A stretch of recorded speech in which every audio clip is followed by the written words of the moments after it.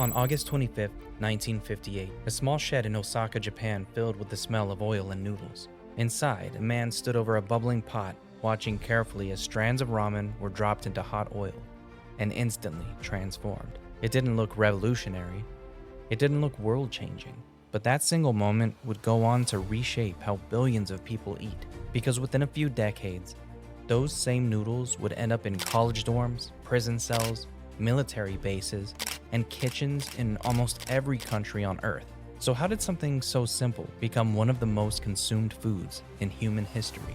Long before instant ramen became a global staple, Japan was facing a crisis. It was the late 1940s. World War II had just ended, and the country was struggling to survive. Cities had been bombed. Supply chains were broken. Food was scarce. People stood in long lines waiting hours just for a bowl of noodles. And even then, it wasn't guaranteed. On the streets of Osaka and Tokyo, black markets began to emerge, selling illegal bowls of ramen at prices many couldn't afford. Hunger wasn't just common, it was everywhere.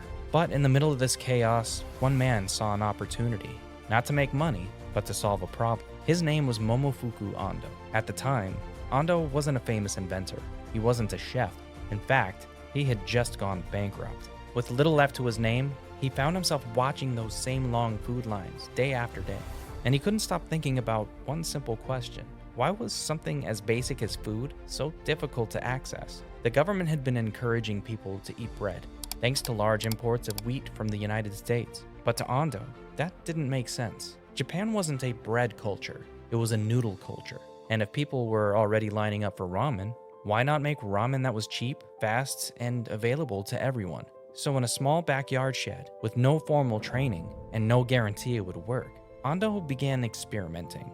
Night after night, batch after batch, failure after failure, trying to create something no one had ever seen before. Ramen that could last. But what he discovered next would change food forever. Inside that small shed, Momofuku Ando was obsessed. Every night, he stood over boiling pots of noodles, trying to solve a problem no one had cracked before. How do you make ramen that doesn't go bad?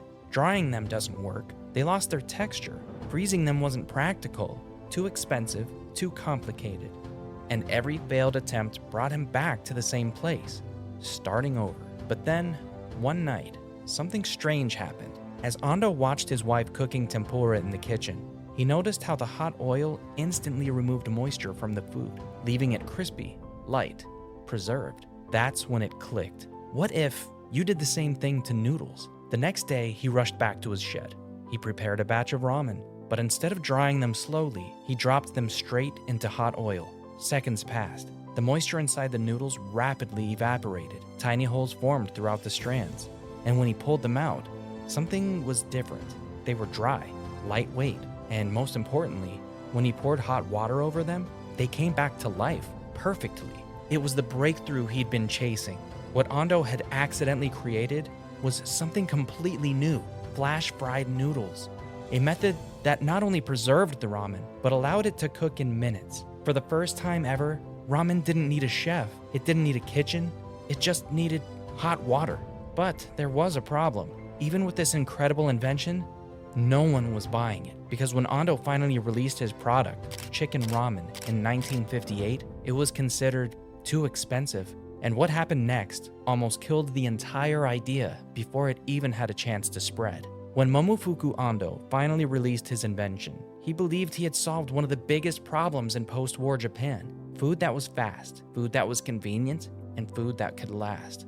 It seemed like a guaranteed success, but the reality was the exact opposite.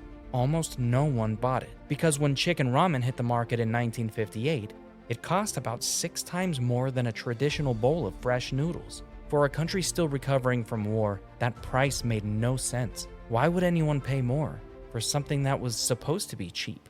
To most people, instant ramen didn't feel like a necessity.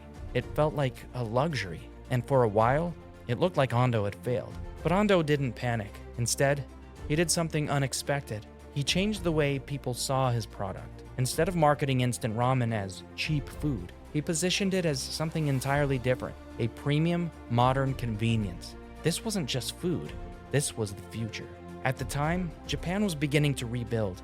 New technologies were emerging, Appliances were becoming more common, and for the first time, people were starting to value speed. So Ando leaned into that idea. He demonstrated how anyone, anywhere, could prepare a hot meal in minutes. No chef, no kitchen skills, no waiting in long lines. Just boiling water in 3 minutes. Slowly, something started to shift. Curiosity turned into interest. Interest turned into demand. And demand started to spread. Factories began producing more. Stores began stocking more.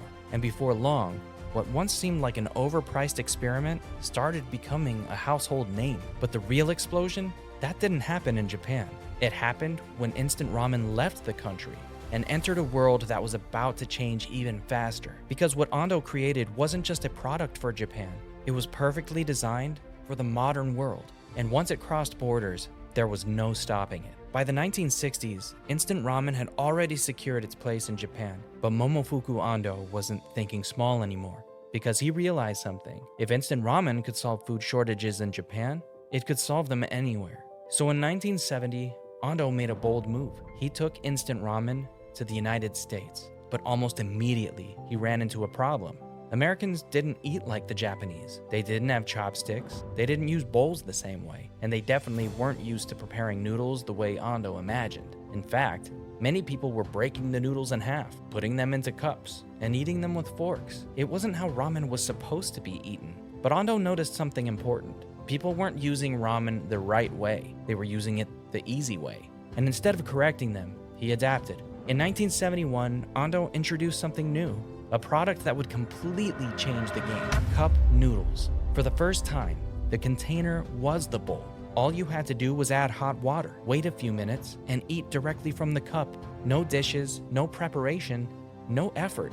It was simple, almost too simple. At first, people thought it was strange. Eating noodles out of a cup? That wasn't normal. But then something happened. The timing was perfect. The world was changing fast. Cities were growing, work hours were increasing, convenience was becoming more valuable than ever, and suddenly, a hot meal in a disposable cup didn't seem weird. It seemed genius. From construction workers to office employees to students pulling all-nighters, Cup Noodles started appearing everywhere. And once it caught on in the US, there was no turning back. Factories expanded across continents, distribution networks exploded, and instant ramen quietly embedded itself into cultures all over the world, each country adapting it, each region customizing it, but all built on the same simple idea: fast, cheap, reliable food. By the time the world realized what was happening, instant ramen wasn't just popular, it was essential. And today, over 100 billion servings are consumed every single year, making it one of the most eaten foods on the entire planet. But here's the part that most people don't think about. Instant ramen didn't just change how we eat, it changed who could eat. In countries facing economic hardship, where fresh food wasn't always accessible and cooking wasn't always possible, instant ramen filled the gap.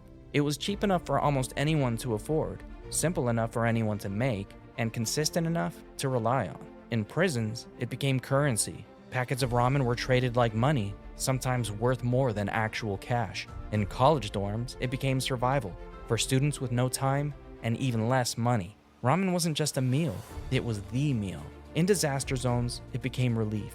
After earthquakes, hurricanes, and floods, when infrastructure collapsed and fresh food disappeared, instant ramen was often one of the first foods delivered.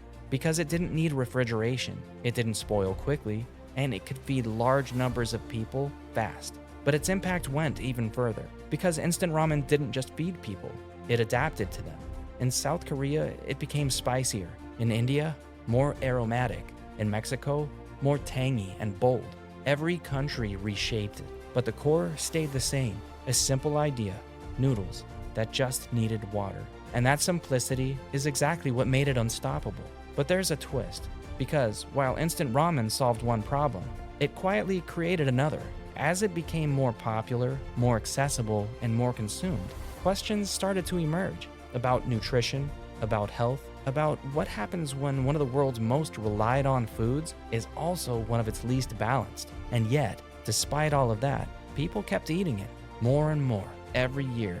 So the question is, why? Instant ramen was never supposed to take over the world. It started as a solution to a very specific problem in a very specific place. Post-war Japan, food shortages, long lines, one man trying to make something simple.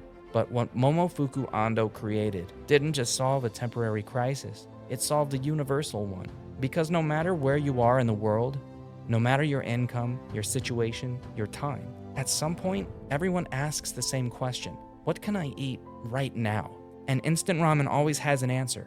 It doesn't matter if you're a student, a worker, a traveler, or someone just trying to get through the day. 3 minutes, hot water, and it's done. That's the real reason it took over the world. Not because it's the best food, not because it's the healthiest, but because it's the most reliable. And maybe that's why, even after decades of warnings about sodium, about preservatives, about nutrition, people still keep coming back to it. Because instant ramen isn't just food. It's comfort, it's convenience, it's survival. And in a strange way, it's one of the few things on Earth that connects billions of people through the exact same experience. A kettle boiling, a packet opening, steam rising from a cup. From a small shed in Osaka to nearly every corner of the planet, instant ramen didn't just change how we eat, it changed what it means to have a meal.